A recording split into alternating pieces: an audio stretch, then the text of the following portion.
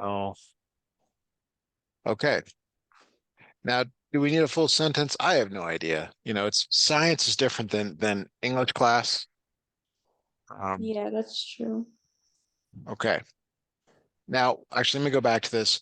See how you're measuring it out to 1/10, the tenths place, point 0, point 0, point 0.5, point 0.6, point 0.3, and so on. Yeah.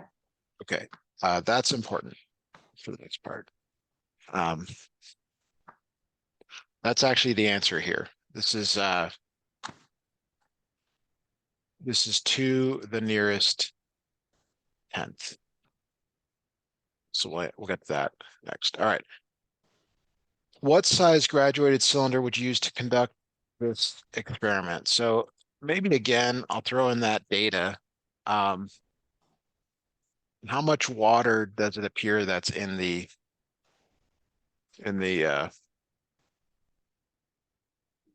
container? What's the maximum amount of water that you see? The maximum amount of water that I can see is 100 milliliters. Okay. So it probably is not the 10 milliliter because that wouldn't be enough. It's probably not the Yeah. 25, probably not the 50. Could it be the 250 milliliter? Maybe. Could be the 100, right? It's Yeah. one of those. It's one of those. So let's go look at the next data set. Yeah. Um, they're all about the same. So the best answer here is most likely 100 milliliter graduated cylinder. Is that all right? Yeah, that's all right. All right. Looking at the precision number of best places in our volume data, and remember what we learned, let's do what were the graduations on our calibrated cylinder? How far apart were each of the lines? Okay, so we did this a bunch last time. Uh, do you remember trying to Um, decide if I want to go back and just grab it or if maybe probably just I think go grab the thing. yeah, just go grab it.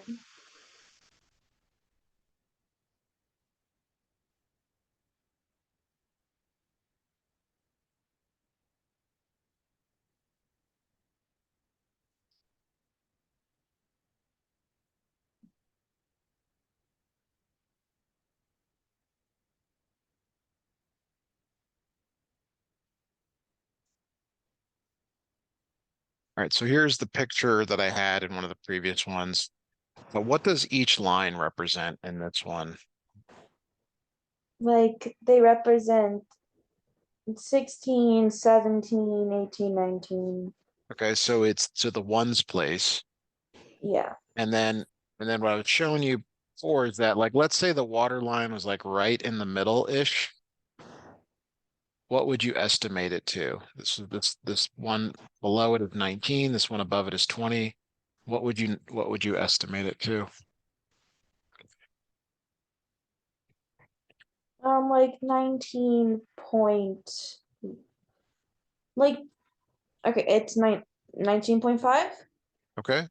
So to the nearest tenth. Okay. So perfect. Yes. Now, what that means is the lines are how far apart? Well, they are the ones place apart.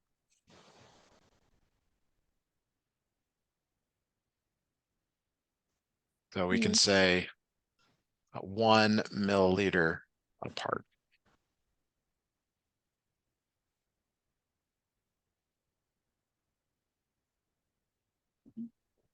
Which of these graph types would you use for our data and why? So I guess we got to go back and look at the lesson.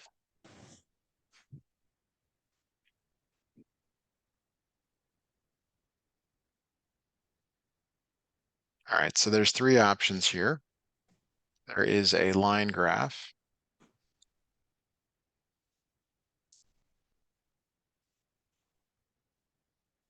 Actually, come back. We'll go to that other screen and look at them. All right, so there are three options. There is the line graph, and it's used when the dependent variable is time is changed. It's good for showing trends, something like that. The next one is a bar graph. Okay. Bar graph is used when the independent variable is not a number. Is your independent variable a number in this lab? Or Yes. yes, this one's out. So number one's looking pretty good. The graph on the right shows the relationship between parts of a whole, percentages. Uh, it's often used when you have percentages or parts of a whole. You do not have that. Okay, so I'd like you to write a sentence that says why you want to use a line graph for graphing. Let me snip this in here to make it easier to read.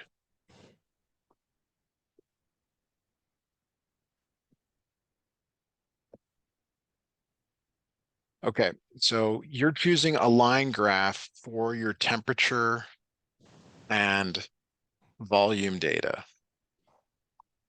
Why? So I want you to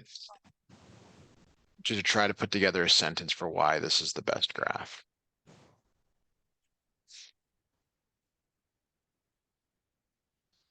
Okay, it's the best. I have to now explain my reasoning for why it's the best graph. The Yes, num yes, yes. Why is it the best graph? It's the best graph because it's the one that has numbers, and numbers are independent variables. Okay, could you write that out in a sentence or two, please? Yes.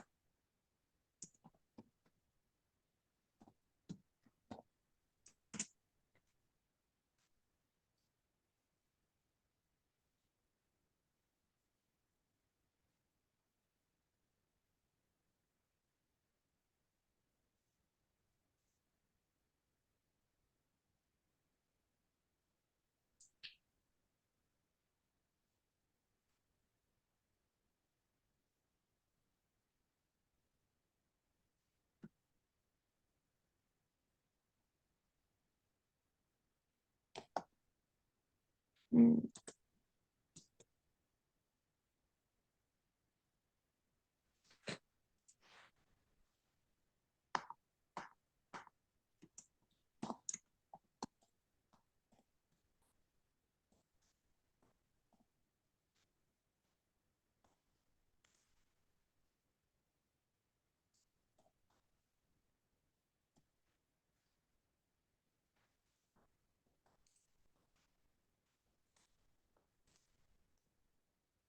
You want me to write two sentences, right?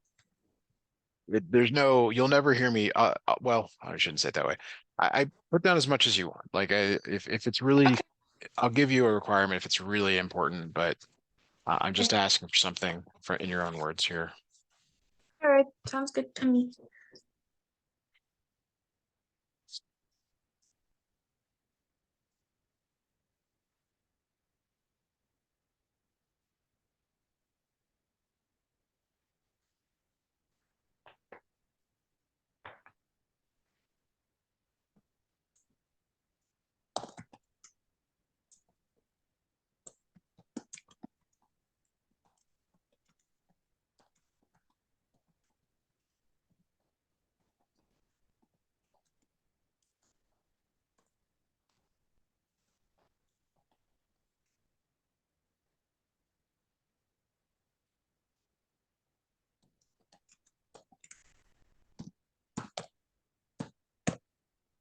Here's what I have written so far.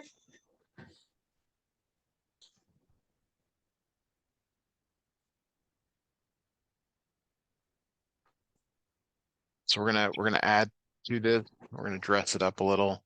All right, the line graph Actually, I did it in the right spot. Let's go down here. Wow, it's really not going the right spot. That's okay. The line graph is the best graph because our indent variable. What is the indent variable? The what? The independent variable? The Yeah, numbers. no, what is the name of our independent variable? Oh, sorry. The independent variable is the water, not the oh no. Wait. It's the water, right? Yeah.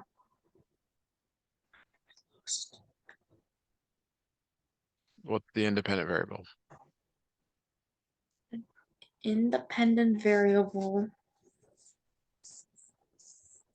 Okay, let me go back on the screen. Maybe that's what the issue is. I think that's a good idea.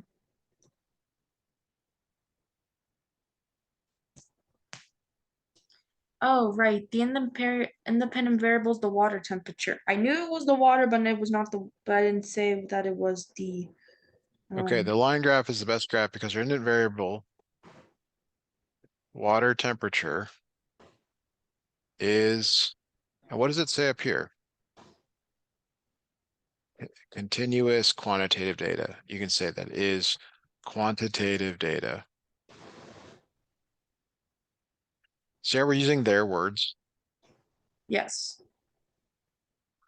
Okay, so the next part is not correct because it is not the only chart with numbers. A bar chart has some numbers in it. You got to be careful with that. So let's talk about the dependent variable. What is the dependent variable?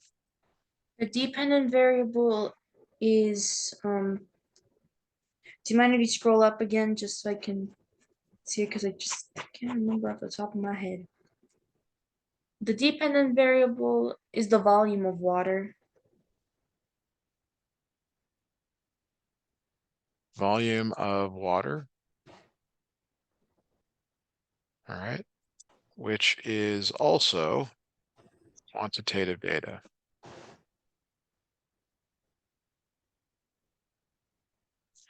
Okay, now what is this last sentence up here? Could you read that out loud for us, please? This This type. type of graph is good for showing trends and slash or the relationship between your independent and dependent variables. Okay, so the trend we expect to see is, I want you to finish this sentence for me. What is the trend that we expect to see? I'll throw that in the chat The there. volume of water and the temperature of water. Okay. Trend is like when you look at the weather and you notice it's cooling down or it's heating up, or you look at your times for skating or your scores and you see them going up or down. That's what they're expecting here. Something where you say, and you actually already answered this, as the temperature increases or decreases, what do you expect to see with the water volume? Is the molecules? All right. So this is where I get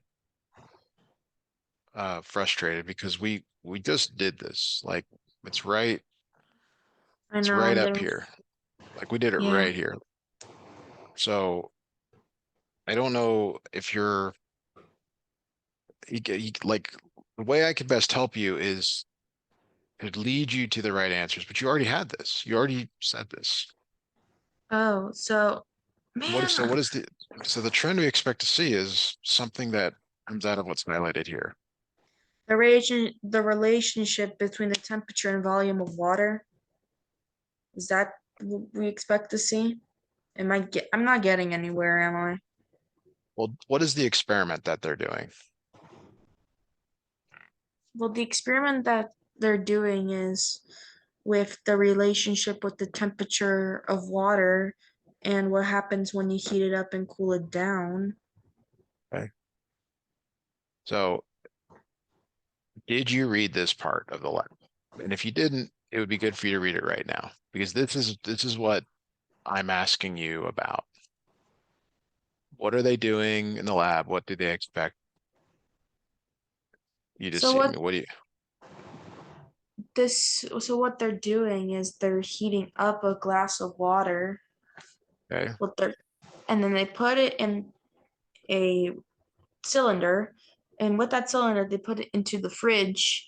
And what happened? And they check it every once in a while to see that the water temperature has cooled down.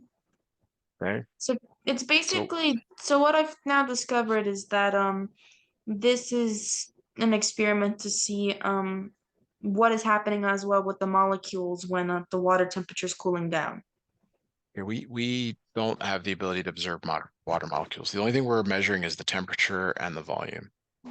So what do you noticed about volume as temperature decreases?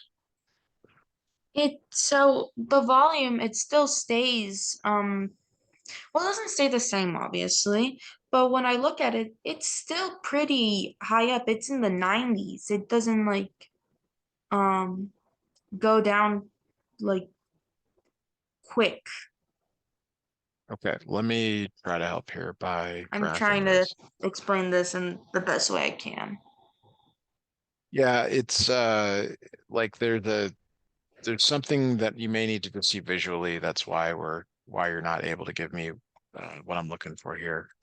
Yeah. So let me try to quickly graph this.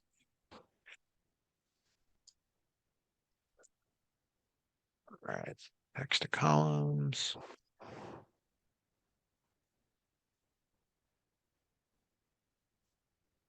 All right, there we go.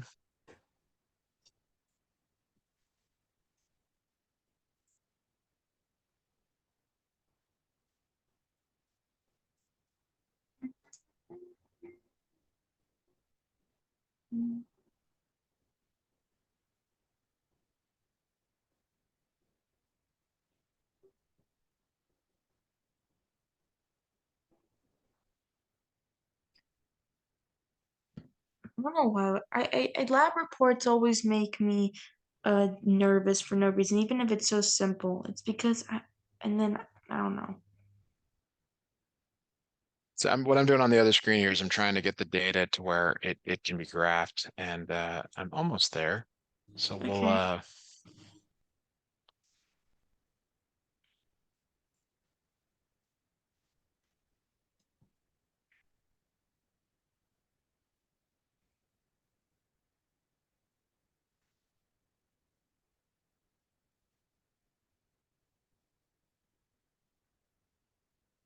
Okay. right.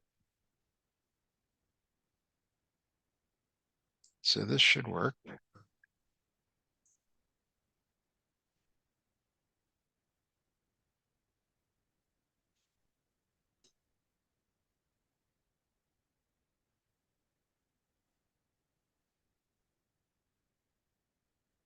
Okay, let me copy this. Actually, I need to connect those lines a little bit easier for you to see. Okay.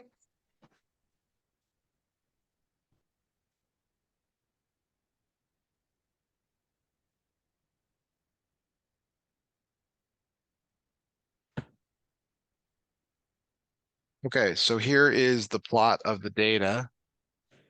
This is the temperature going to the right. So as the temperature goes to the right, what happens to the volume? When the temperature goes to the We're going, right, as you what go to happened? the right on the curve, what happens? What direction is the curve going? It's going to the right. Okay, as you go to the right, is the graph going up or down? It's going up. Okay, so the trend is as temperature increases, volume, what? As temperature increases, volume, As temperature increases, volume. Hold on. I'm also just going to go. As temperature increases, okay, hold on. I'm sorry. I'm trying to word this out in a way that okay. As temperature increases, the volume also increases in a way. okay, so please add that to the end of this sentence here, what you just said.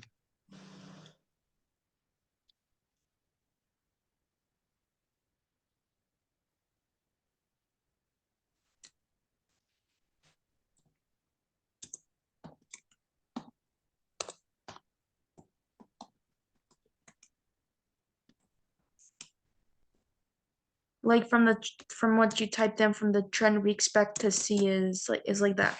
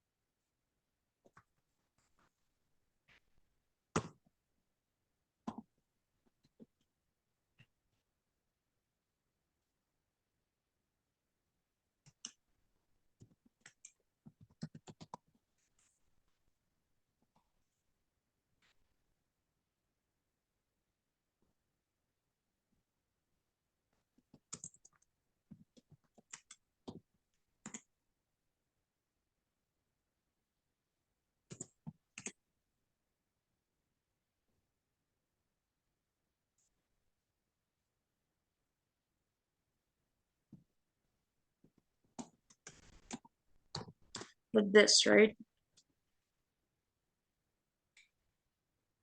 All right. So I mean, these are different words than you said, but it's I'll just modify here because you're Okay. it's a little bit more complicated than it needs to be. The temperature you expect to see, the trend we expect to see is that is that when water temperature increases, the volume will also increase. Yeah.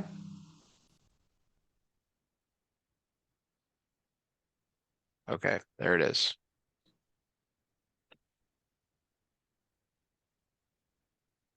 All right, so now we're moving on to the next one here.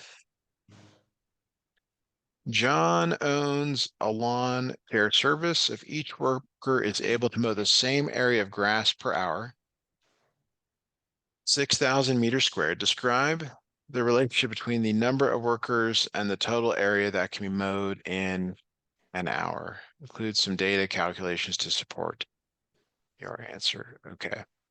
So let's make a table.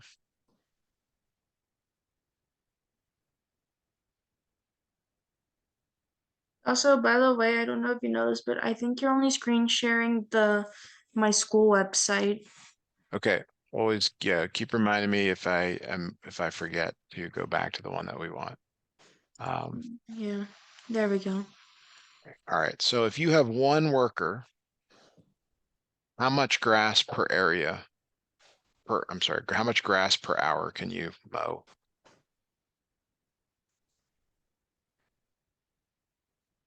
How much? Okay, it's like that's a 6,000. I don't know what that M2 stands for though. Meters squared. So Meters squared. and we don't need that, but it's in square meters per hour. Got it. If there were Okay. two workers, I think it would be 12,000. Okay. About Three would three. be 18,000. All right. So I think that's enough here to describe the relationship. So let's say you have N workers. How do you go from the number on the left to the number on the right?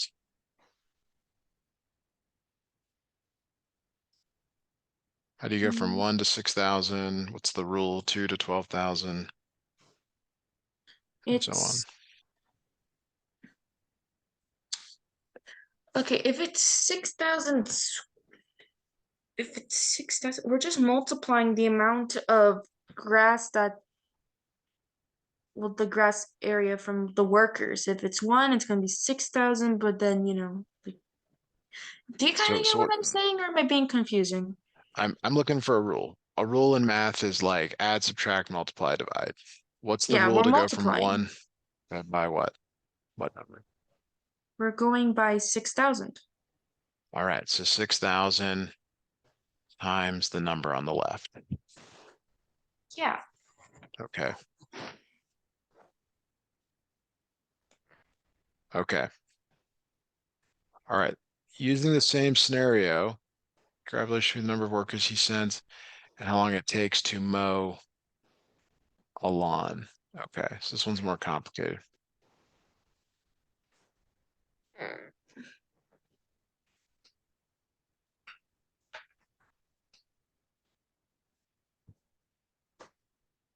So the idea here, I guess you gotta do this, we gotta do a table again. Uh, so this time it's the time.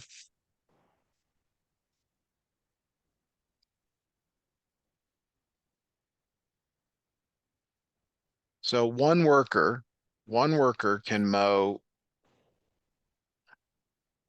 one worker can mow one lawn in 1 hour.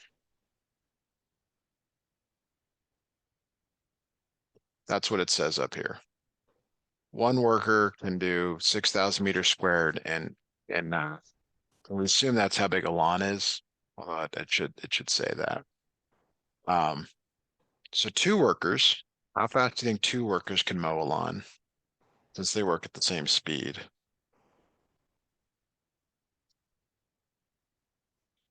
If they work at the same speed, then it would also take like 2 hours if it was two workers. It's the same size lawn. It's the same size lawn. Yes. Okay.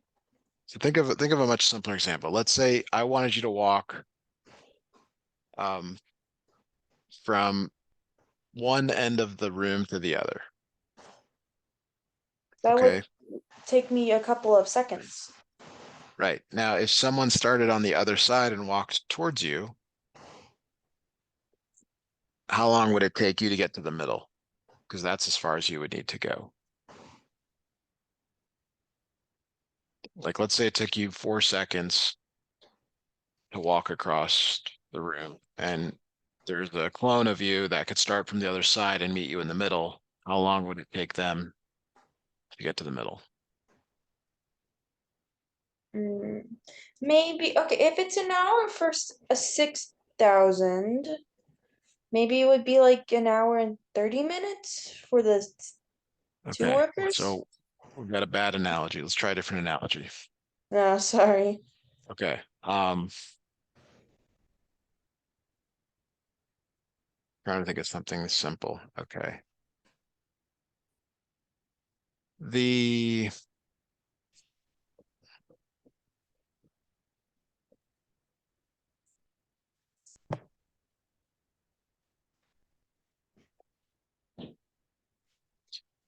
okay. I'm gonna give you the answer and tell me what you notice about the answer compared to the previous amount of time.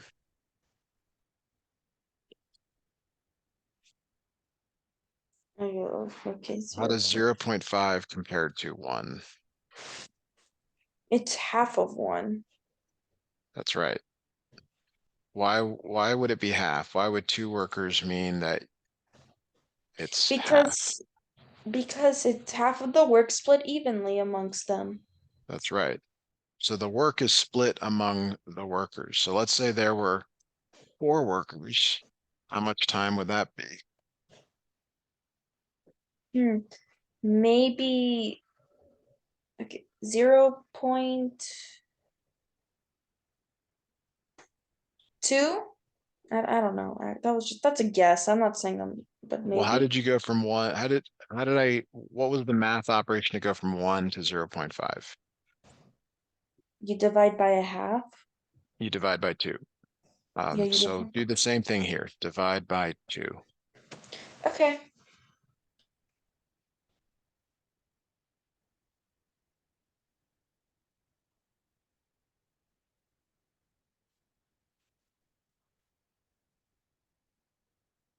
that's 0.25. Okay. So the relationship is 1 divided by the number of workers.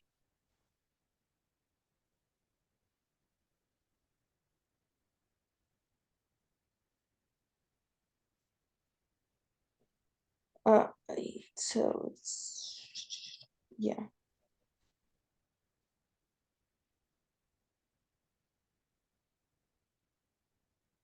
Okay, so let's look at number 7 here. We're gonna just kind of reset here a little bit. Discuss the relationship between how fast you drive and how long it takes you to get to your destination. Oh, perfect. I just drove today. Excellent, excellent. So the distance is the rate times the time. All Okay. right. So let's think about, we're going to use a simple example here. We're going to include distance, rate, and times. Actually, let me start over here. Insert table. So we're gonna make the distance the same in all of these, and rate and time. Right. So let's say we want to go on a 600-mile trip, and we can go 60 miles per hour. All That right. sounds like it So would take maybe not 6 hours. I don't know. so how do you solve for time in this equation up here? Um, we divide by. Oh wait, no. Do we multiply or do we divide? Well, what is the other variable on the side with time? It's rate. So we Okay, would and is rate do. multiplying time or adding to time or dividing time or It's subtracting? multiplying, so we would How do you multiply. undo multiplication? Well, yeah, we can undo it by dividing. That's right. Distance divided by time. Okay, so I want you to do that calculation for me, please. Okay. Sorry, distance divided by rate. Okay, got you. 600 divided by 60 is 10. So, Okay, and yeah. let's say we're going the same distance, but this time we're going to go 75 miles per hour. Okay. So 600 divided by 75, that would be 8 hours. And this time let's go at 30 miles per hour.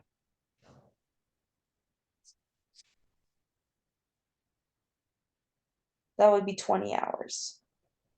Okay, so what's maybe challenging here is we need to put insert cells below. All right. So this is again asking about the trend. As rate increases, what do you notice about time? As the rate increases, what do you notice about the time? It takes less hours. The So, time decreases, okay. basically. So I want you to write a sentence that says that. And I want you to include the words relationship uh, between rate and time. So some of those words, relationship, rate, time, increases, decreases, something like that, please.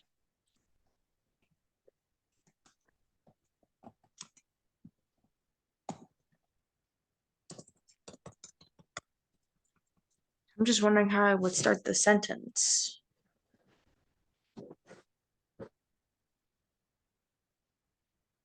The relationship between is a good way to start. The is always a good one to Okay. go with.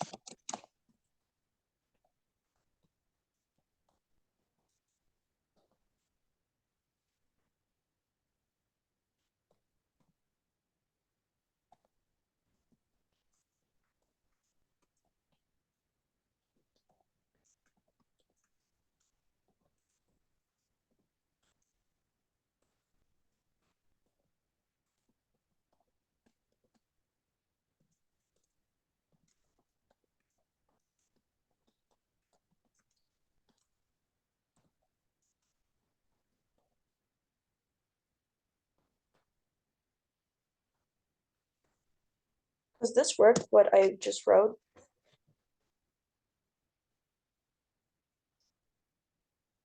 The relationship between time and rate is okay. So we're gonna simplify this. That's Uh, fine. it's very common for students to overcomplicate things. The relationship between time and rate is that, and you had this before, is that as rate increases, what happens to time? As rate increases, the time also is decreasing. Okay, that's it. And So you've got a lot of extra words. Remember, this is a science class. We're not in English. You can keep it short and I sweet. keep yeah, yeah. Oopsie. All right. Discuss the relationship between how fast you drive and how far you travel in a certain time. All right, so this is very much related. Your distance is your rate times your time. All right, so we're gonna do another chart here. This time we're going to drive. Our time will be, let's say 5 hours, and we'll use the same rates. So I'm gonna have you figure out the distance.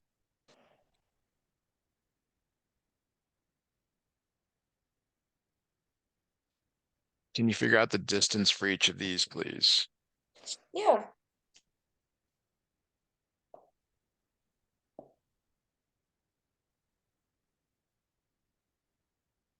Okay, for the first one, it will be 150 miles. Okay, The second one is 300, and the last one is 375. okay. So as rate increases, what can you say about distance traveled? It with when the rate increases, Yes, it uh it increases the miles, the distance. the distance, sorry. Okay, so I want you to reuse this sentence that's highlighted and change to the appropriate variables and the appropriate words increase or decrease. I will not accept anything that isn't in this exact format. So, which means don't add any words. Don't add, don't Gotcha. subtract.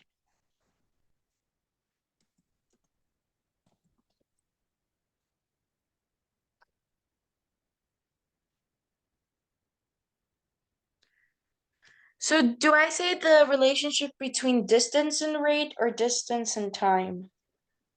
Whatever it's asking for in number 8. Which one is it asking for here? Um, okay, it's by time and distance. Okay, cool.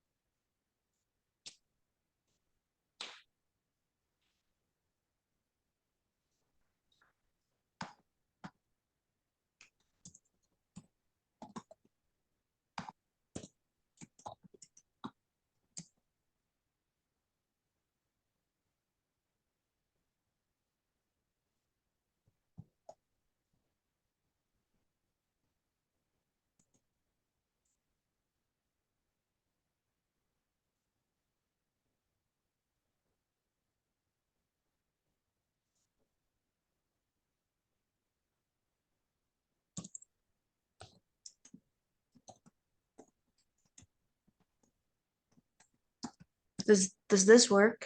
The what I just typed.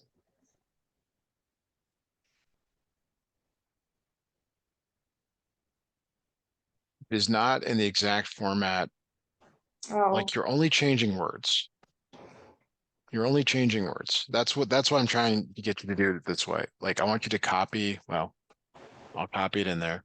I'm just asking you to change the words. Don't add any, don't subtract any, just change the words. okay. Like instead of time, it will be rate. Instead of rate, it will be distance, and so on.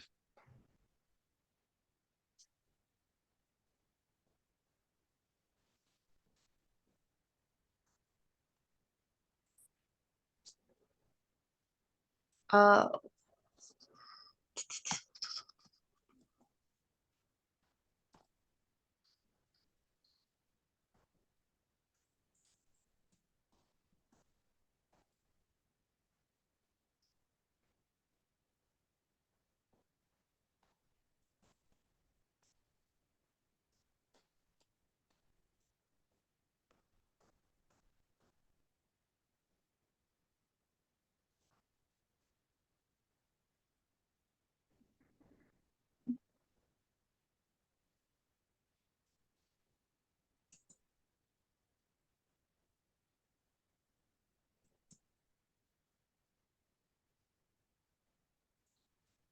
now that I'm looking at this, the time stays the same, but I don't understand how when you go 30 miles per hour, the distance is 150, but when you go 60 and 75, it's more miles.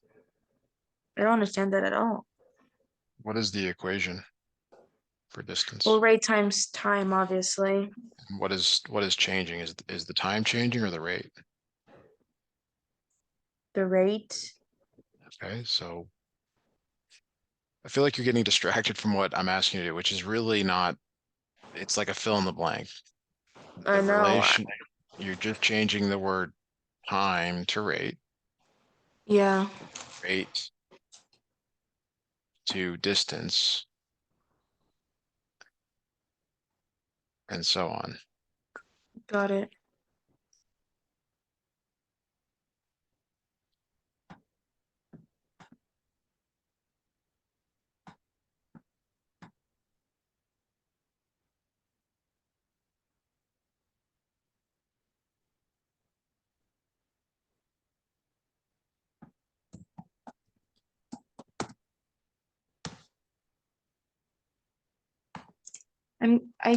I just rewrote the same thing again, but but even though I rewrote the same thing last time, it didn't work. Maybe this time it will. Okay, so what you sent me that is you have extra words in there. Um, Oh, that's why? Okay, that well, makes more sense. that's part of it. Yeah.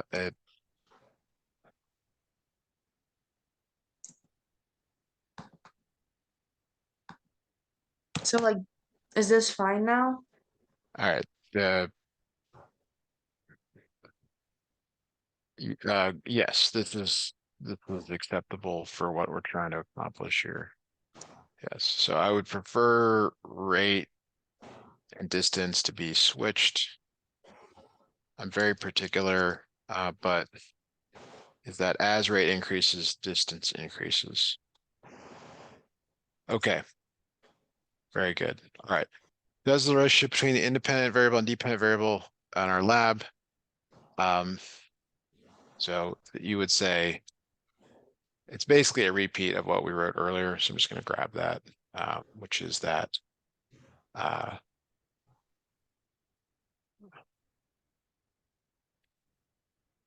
I guess we don't have it in there. We can just say it here. As water temperature increases, the volume of the water also increases. And there we have it. All right, we're going to go ahead and stop there for today.